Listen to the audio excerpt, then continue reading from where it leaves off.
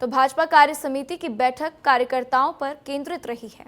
केंद्रीय मंत्री खट्टर ने उनसे लेकर भाजपा के वरिष्ठ नेताओं ने कार्यकर्ताओं को जीत दिलाने का श्रेय दिया है। तो साथ ही सत्ता और संगठन के बीच में तालमेल बैठाने का शीर्ष नेतृत्व ने नसीहत दे दी है। तो विधानसभा और लोकसभा चुनाव में मिली सफलता को आगे बढ़ाने के लिए कार्यकर्ताओं पर फिर से भरोसा जताया गया है। तो वहीं निकाय और त्रिस्तरीय पंचायत चुनाव में जीतकर 4 इंजन की सरकार बनाने पर भी जोर दिया जाएगा और इसके ऊपर जोर भी दिया गया है क्योंकि आगे कुछ ही दिन में निकाय चुनाव होने वाले हैं और इसके ऊपर सरकार कोई भी मौका छोड़ना नहीं चाहती है। तो अब बीजेपी आगामी कार्यक्रमों के रोड मैप पर काम करने में भी जुट गई है।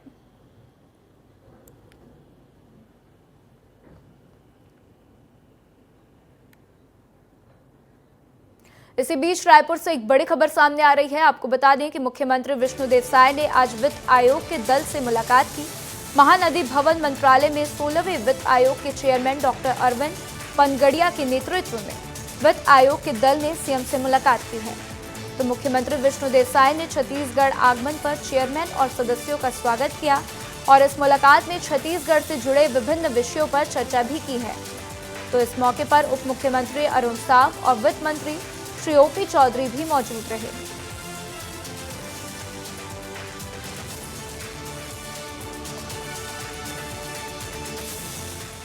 रायपुर से एक बड़ी खबर आपको बता दें, एक पेड़ मां के नाम महापौधारोपण अभियान का आज आगाज किया गया।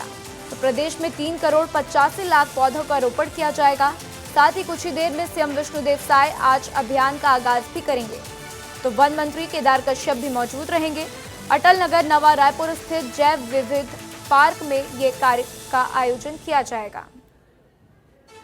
तो अटल नगर नवा रायपुर स्थित जैव विविधता पार्क में इस कार्यक्रम का आयोजन किया जाएगा और इस अभियान के तहत फूल एवं फलदार पौधे भी लगाए जाएंगे। तो ये आज बड़ी अपडेट आपको बता रहे हैं कि अब से कुछ ही देर में सीएम विष्णुदेव साय आज एक पेड़ मां के नाम अभियान का आगाज करने जा रहे हैं और रायपुर में इसका आगाज किया जाएगा।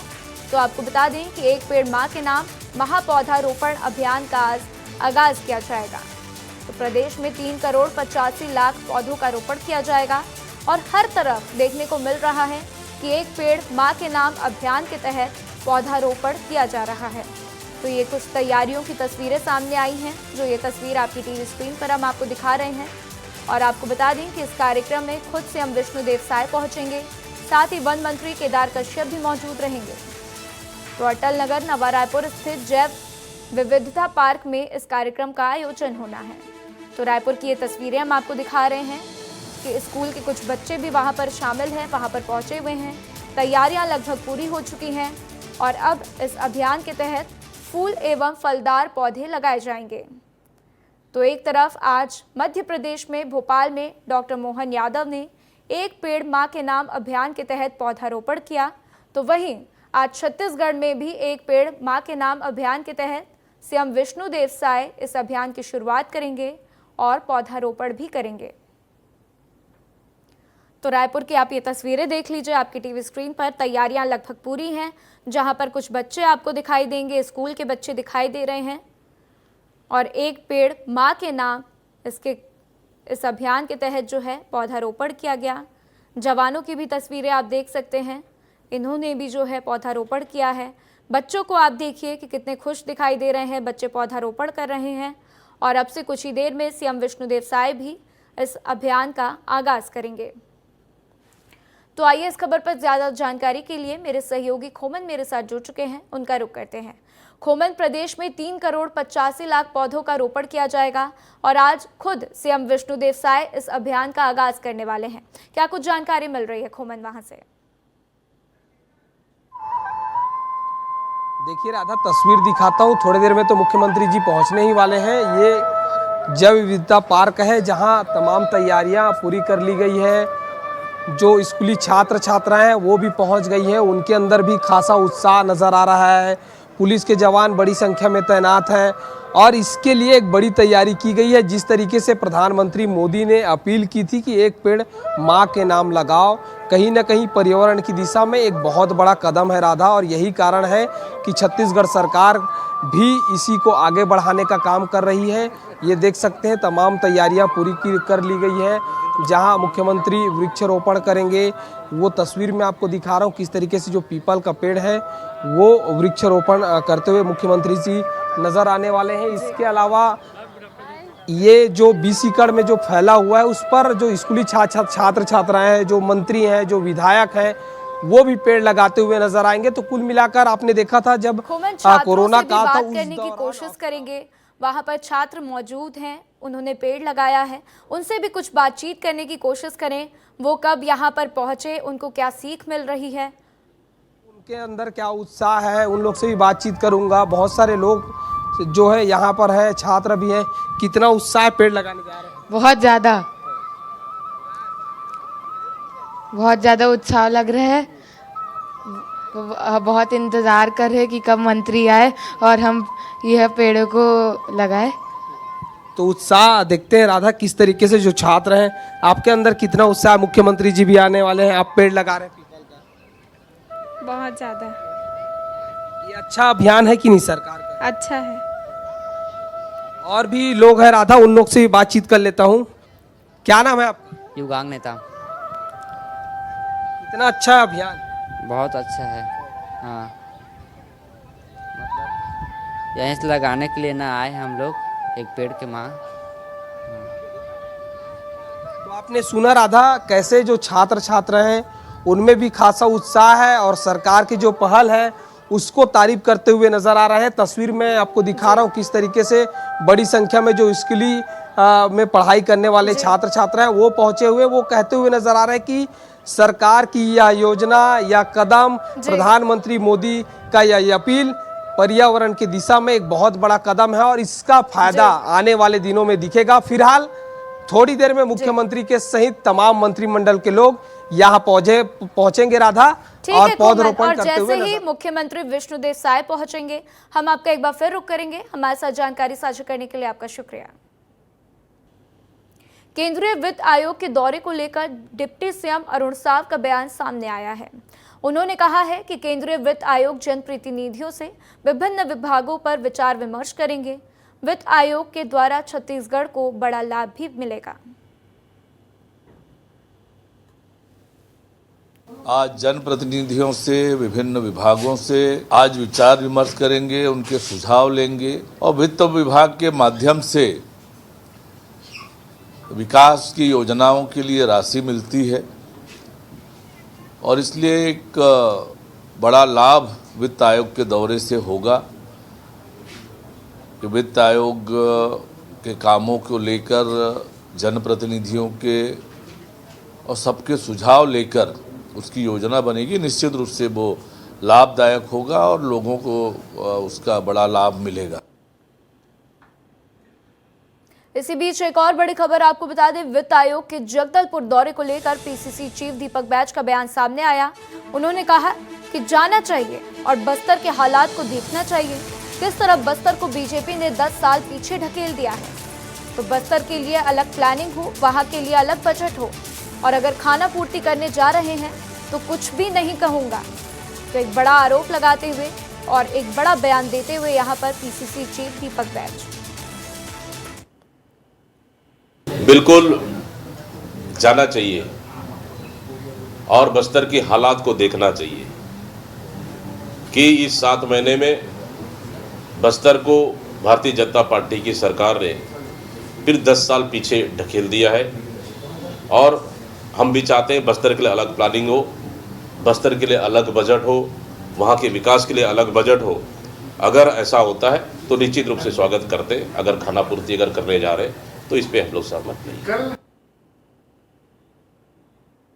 इस खबर पर ज्यादा जानकारी के लिए मेरे सहयोगी रोहित मेरे साथ जुड़ चुके हैं, उनका रुख करते हैं। रोहित, दीपक बैज कह रहे हैं कि बस्तर को बीजेपी ने 10 साल पीछे ढकेल दिया है। ये एक आरोप भी है और बीजेपी के लिए सवाल भी है कि क्या बीजेपी ने कुछ काम किए हैं, विकास काम किए हैं, तो इसका जवाब दें। क्या कुछ इसके ऊपर अपडेट? राधा, राजनीति तो हमने दिखा दी, लेकिन अंदर खाने सरकार के साथ में वित्त आयोग की जो बैठक चली है उस पर क्या हुआ है ये अपने दर्शकों को बता देते हैं। और सबसे पहले मैं क्रम वार जो है वो बताता हूं। सबसे पहले वित्त आयोग के दौरा शुरू हुआ। दौरे पर मुख्यमंत्री विष्णुदेव साय पहुंचे, साथ पे वित्त मंत्री ओपी चौधरी और उप मुख्यमंत्री अरुण साव मौजूद थे। तमाम लोगों की वित्त आयोग के 12 सदस्यों से मुलाकात हुई, विस्तृत चर्चा हुई, जिसके बाद में सबसे पहले उनका स्वागत किया गया। फिर जो ओपी चौधरी हैं, छत्तीसगढ़ के वित्त मंत्री हैं, उन्होंने वित्तीय आवश्यकताओं को लेकर जो वित्त आयोग है उसके सामने प्रेजेंटेशन रखा। मुख्य सचिव अमिताभ जैन ने छत्तीसगढ़ के भौगोलिक स्थिति और हो रहे वित्तीय कदमों को लेकर जो है वो जानकारी रखी। और जिसके बाद में थोड़ी देर पहले मुख्यमंत्री विष्णुदेव साय का संबोधन शुरू हुआ। उस पर उन्होंने ये बताया कि छत्तीसगढ़ में भौगोलिक दृष्टि अलग होने के कारण, भिन्न होने के कारण अतिरिक्त भार जो है वो सरकार के ऊपर आता है। और उन्होंने वित्त आयोग से ये मांग भी की कि अतिरिक्त अगर वित्त सहायता मिलती है तो नक्सल क्षेत्रों पे या फिर दूसरे क्षेत्रों पे बेहतर तरीके से काम होगा, क्योंकि हम लगातार नक्सल क्षेत्रों पे दौरा करने के साथ में वहाँ पे निदाय नंदेला योजना के तहत पे इंफ्रास्ट्रक्चर डेवलपमेंट का काम कर रहे हैं। वहीं पर जो वित्त आयोग के चेयरमैन है अरविंद पनगड़िया, उनकी तरफ उन्होंने भी संबोधित किया और अपने संबोधन के दौरान पे उन्होंने ये कहा कि काफ़ी बेहतर राज्य है और यहाँ पे मैन्युफैक्चरिंग यूनिट को और जोर देने की ज़रूरत है ताकि बेहतर तरीके से यहाँ पर जो है डेवलपमेंट हो सके। डेवलपमेंट की दृष्टि से उन्होंने बताया कि बहुत अच्छा राज्य है, उनका अच्छे से स्वागत किया गया। तो कुल मिलाकर ये डेवलपमेंट के थीम पर ये पूरा वित्त आयोग का दौरा दिखाई दिया और कल बस्तर के दौरे पर भी पहुंचने वाले हैं। ऐसे में बस्तर की स्थितियों का भी जायजा जो है वित्त आयोग लेगा। ठीक है रोहित, हमारे साथ जानकारी साझा करने के लिए शुक्रिया। तो कांग्रेस बैठक में विधानसभा घेराव को लेकर रणनीति बनाई गई है। इस दौरान 24 तारीख को विधानसभा घेराव का फैसला लिया गया है। बलौदाबाजार घटना को लेकर कांग्रेस विधानसभा का घेराव करने वाली है और साथ ही बैठक में प्रदेश की राजनीतिक स्थिति पर भी चर्चा की गई। क्योंकि बड़ी अपडेट आपको बता रहे हैं कि कांग्रेस बैठक में विधानसभा घेराव को लेकर रणनीति बनाई गई और इसी दौरान 24 तारीख को विधानसभा घेराव का फैसला भी लिया गया है। तो बलौदाबाजार घटना को लेकर कांग्रेस विधानसभा का घेराव भी करने वाली है। तो आइए इस खबर पर ज्यादा जानकारी के लिए मेरे सहयोगी रोहित मेरे साथ बने हुए हैं, उनका रुख करते हैं। रोहित, कल कांग्रेस की बैठक हुई, उसमें पहले से ही चर्चाएं तेज थी कि विधानसभा का कांग्रेस घेराव कर सकती है और अब इसको लेकर रणनीति भी बना ली गई है। तो क्या कुछ जानकारी सामने आ रही है? बिल्कुल राधा, देखिए वहाँ पे मौजूद तमाम जानकार ये कह रहे हैं कि छत्तीसगढ़ पे कई सालों बाद इस तरह की बैठक हुई है और कांग्रेस ने इस बैठक पे कई तरह की चर्चाएं की है। सबसे बड़ी चर्चा ये की है कि विधानसभा के दौरान पर आक्रामक रहना है, सरकार को घेरना है और विधानसभा घेराव को लेकर भी रूपरेखा तय की गई है। बलौदाबाजार हिंसा और कानून व्यवस्था ये दो अहम बिंदु रहने वाले हैं जिनको लेकर विधानसभा का घेराव 24 तारीख को किया जा सकता है। हालांकि ऑफिशियल घोषणा इसको लेकर नहीं हुई है और सदन के अंदर भी सरकार के ऊपर हमलावर रहने के लिए कहा गया। तमाम विधायकों को हिदायत दी गई है और पार्टी के वरिष्ठ नेताओं ने विधिवत इसको लेकर चर्चा की गई है। धान बीज की उपलब्धता, बिजली की व्यवस्था, बिजली की बढ़ोतरी, कानून व्यवस्था डगमगाना, इसके अलावा जो कई तरह की और चीजें हैं उनको लेकर घेरने की रणनीति बनी है। और तो कह सकते हैं कि कांग्रेस अब आक्रामक मोड पर नजर आ रही है और विधानसभा को लेकर जो है वो तैयारी कर रही है। नगरीय निकाय चुनावों की भी तैयारी जो है वो शुरू कर दी गई है। ठीक है रोहित, हमारे साथ जानकारी साझा करने के लिए आपका शुक्रिया। तो 24 तारीख आपको बता दें कि ऑफिशियल अनाउंसमेंट नहीं है, लेकिन विधानसभा का कांग्रेस घेराव करेगी ये लगभग तय है। तो चलिए अब आगे बढ़ते हैं और इसी बीच आपको बता दें कि कांग्रेस के प्रदर्शनों पर डिप्टी सीएम अरुण साव ने तंज कसा है। उन्होंने कहा कि कांग्रेस को अपने पिछले 5 साल के कार्यकाल को याद रखना चाहिए। आज विष्णुदेव साय के नेतृत्व में छत्तीसगढ़ की जनता की इच्छा और आकांक्षाओं को पूरा करने के लिए लगातार काम हो रहा है। देखिए, कांग्रेस को अपने पिछले 5 साल के कार्यकाल को याद रखना चाहिए। आज विष्णुदेव साय जी के नेतृत्व में सरकार छत्तीसगढ़ की जनता की इच्छा और आकांक्षाओं को पूरा करने के लिए लगातार काम कर रही है। इसी बीच एक बड़ी खबर आपको बता दें, राजस्व पटवारी संघ की हड़ताल आगे भी जारी रहेगी। तो पटवारी संघ का विभागीय सचिव से मुलाकात बेनतीजा रहा, जिसके बाद से पटवारी अनिश्चितकालीन हड़ताल पर बैठे रहेंगे और सार्थक चर्चा के बाद भी कोई हल नहीं निकला है। तो भुइया ऐप में गड़बड़ी को लेकर और अपने 32 बिंदुओं की मांग को लेकर पटवारियों का हड़ताल जारी रहेगा और इस हड़ताल के चलते राजस्व संबंधित मामले भी प्रभावित हो रहे हैं।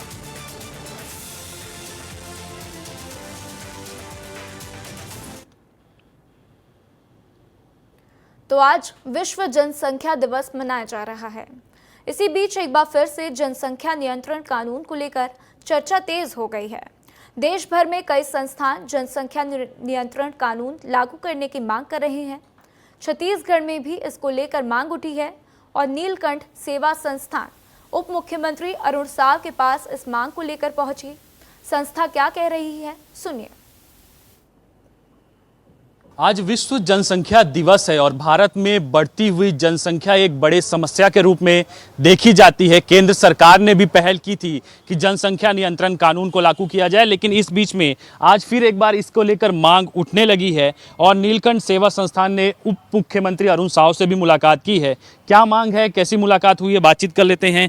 क्या मांग की है आप लोगों ने? आज विश्व जनसंख्या दिवस के उपलक्ष्य में माननीय उप मुख्यमंत्री अरुण साव जी को हमने ज्ञापन दिया है। जनसंख्या नियंत्रण कानून को जल्द से जल्द लागू किया जाए। नहीं, वर्ग विशेष को हम टारगेट नहीं कर रहे हैं, क्योंकि एक ही वर्ग को अगर ध्यान में करेंगे तो उसमें आपस में झगड़ा होता है।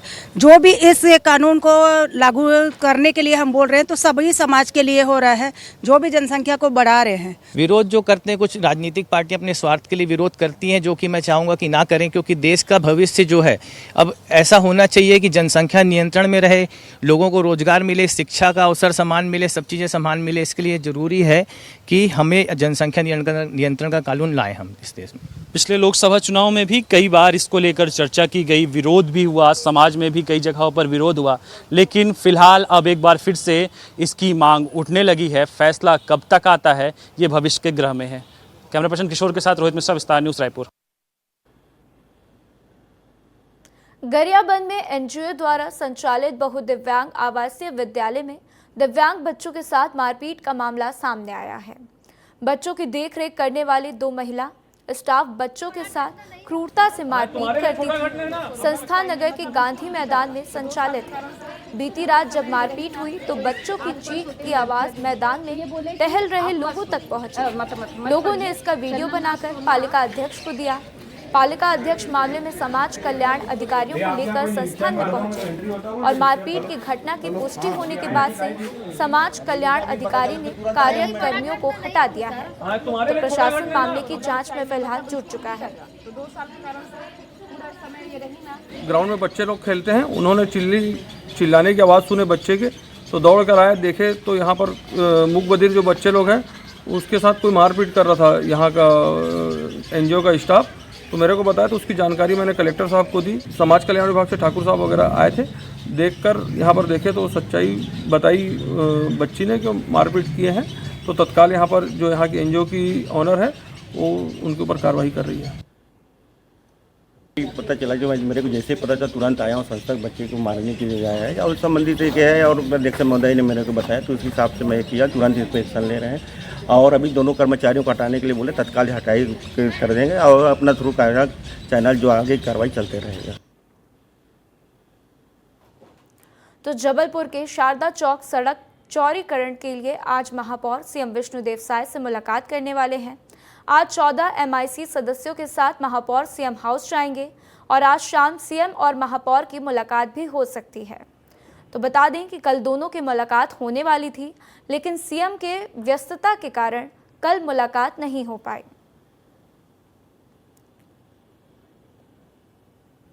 तो आज 14 MIC सदस्यों के साथ महापौर सीएम हाउस जाएंगे और आज शाम सीएम और महापौर की मुलाकात हो सकती है। तो जैसा कि हमने आपको बताया कि कल ही ये मुलाकात प्लान किया गया था, लेकिन कल चूँकि सीएम विष्णुदेव साय काफ़ी व्यस्त थे तो उनकी ये मुलाकात नहीं हो पाई और अब ये आज मुलाकात हो सकती है। और अगर मुलाकात होगी तो देखने वाली बात होगी कि दोनों के बीच में क्या कुछ बातचीत होती है और क्या बात निकलकर सामने आती है।